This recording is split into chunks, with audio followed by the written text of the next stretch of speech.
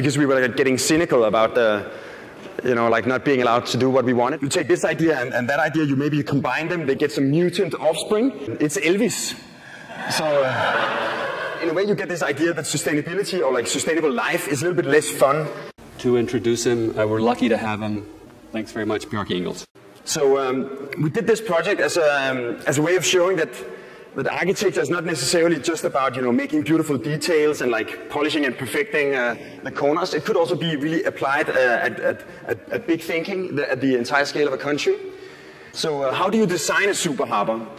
Well, first you take all the areas that you need to reorganize. Finally, the new Danish super harbor is going to be the first Danish landmark that's going to be visible from outer space. Yeah, a little bit back to what I'd like to focus on today is like I'd like to show some of the work from my office. It's called BIG. It's short for Bjarke Ingels Group. Yeah, this is my office.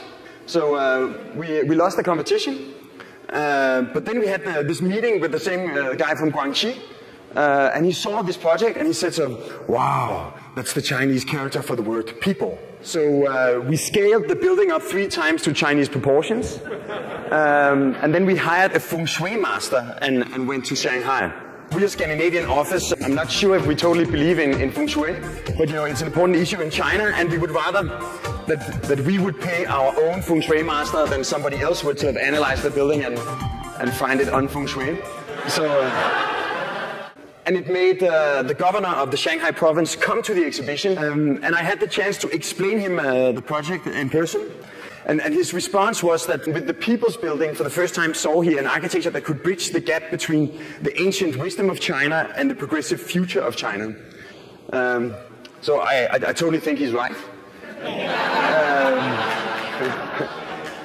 Well, it is your karma to do this building. You can say like the classic image of the avant-garde is this idea of an angry young man rebelling against the establishment. This sort of idea of revolution, or that somehow that the avant-garde or the radical is always negatively defined as being against something else. But if your identity is defined by who you're against, you're almost like a follower in reverse. Like there's way too many ideas that can possibly survive. Only the best ones manage to make it to the next generation, and you take this idea and that idea, you combine them, they get some mutant offspring.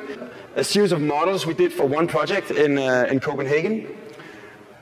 And as you can see, it's this ugly or violent process that gradually takes form. Some of the species die out, and finally you end up with an end result. So I proposed to our client that we could do some kind of building integrated artwork.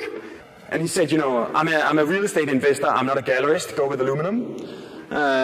Okay, it turns into a nice headshot of our handsome client. And suddenly there was money in the budget for, It gave rise to a new foundation in Copenhagen called the Foundation Against Misplaced Skyscrapers. And what they do is that they collect signatures against projects that they deem to be misplaced and skyscrapers. So like one of the architects in the office spent two days of his life sitting and building this model out of Lego. So for the final presentation, we presented the project and we handed the client the Lego model. Then he gave it to his son, and then he gave us the commission to do the project. You never really start with an agenda and then you go through with it. It's more like this sort of series of improvisations.